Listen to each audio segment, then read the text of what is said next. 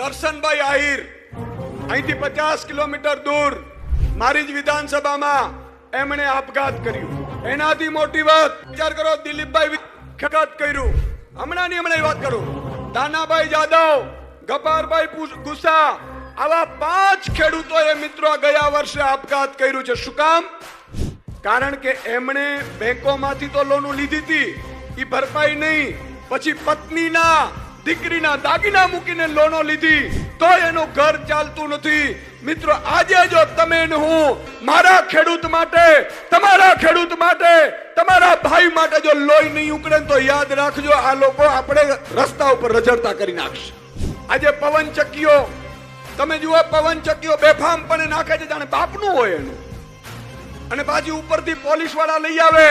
આજે તમને જાહેરમાં કહું છું, આ ગોપાલભાઈ ઇટાલિયાએ પ્રશ્ન પૂછ્યો વિધાનસભામાં કે મારા ખેડૂતને પૂછ્યા વગર પવનચક્કીઓ થાંભલો ઉભા ખેતરમાં ઉભા પાકમાં નાખો છો, તો આ પોલીસ શું આપે છે?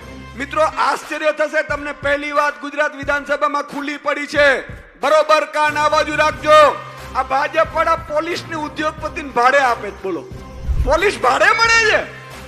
મિત્રો આપણે માંગ કરીએ છીએ ખેડૂતના દીકરા તરીકે કે જે રીતે તમે કંપનીઓને થાંભલા વાળાને પોલીસ ભાડે આપો છો, એમ અમને પણ પોલીસ ભાડે આપો. બરોબર છે કે નહીં?